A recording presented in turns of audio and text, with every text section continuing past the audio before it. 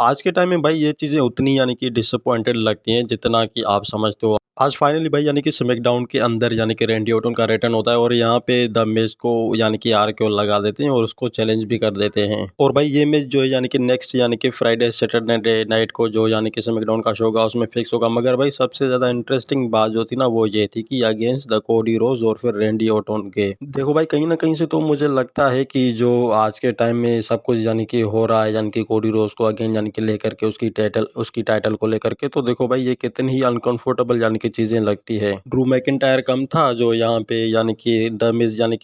मिज भी और फिर रैंडी ऑर्टन भी आ गए हैं उसके बीच में। तो भाई मुझे नहीं लगता कि आज के टाइम में जो कोडी रोज का ये टाइटल है वो बिल्कुल सेफ है, मुझे ऐसा पॉसिबल भी नहीं लगता है। खैर भाई कोडी रोज तो यहाँ से यानी कि रैंडी ऑर्टन से हाल चाल पूछते हैं कि कैसा है मेरे भाई, तू कहाँ था अभी के टाइम में, बहुत टाइम हम बाद मिल रहे हैं। तो यहाँ पे जो अनकंफर्टेबल जहाँ पे चीज़ें हो रही थी आज के टाइम में, तो द मिज ने ऐसा कुछ यानी कि बिहेवियर यानी कि सेफ सेफ यानी कि किया कोडी रोज के अगेंस्ट में, जिससे कि उसको यानी कि डर लगने लगा कि अंदर से भी कि नेक्स्ट जो मेरा ओपोनेंट होने वाला है यानी कि ड्रू मैकिंटायर, तो वो शायद ये ना हो। पर भाई कोडी रोज को भी इस बारे में क्या पता, क्योंकि ये जो आगे तक की जो प्लान्स होते हैं वो डब्ल्यू मर्चेंडाइज करती है, ना कि कोडी रोज। आप देखते हैं कि यानी कि द मिज के साथ और फिर आरकेओ के साथ जो इनका यानी कि अनकंफर्टेबल यानी कि जो यानी कि मैच रहेगी तो वो किसके अंडर में जाएगी। और अगर भाई मैं सही हूँ तो मुझे लगता है कि शायद ड्रू मैकिंटायर और जब यानी कि कोडी रोज की मैच होगी तो कहीं ना कहीं से तो ये बंदा यानी कि फिर से यानी कि अगेंस्ट आ सकता है यानी कि कोडी रोज के, उसके ऊपर अटैक करने के लिए, उसको यानी कि चैलेंज करने के लिए। पर भाई आज के टाइम में ये जो यानी कि मूवमेंट था ना बहुत ही अच्छा मूवमेंट था, और इससे यानी कि साफ साफ पता चल जाता है हमें कि यानी कि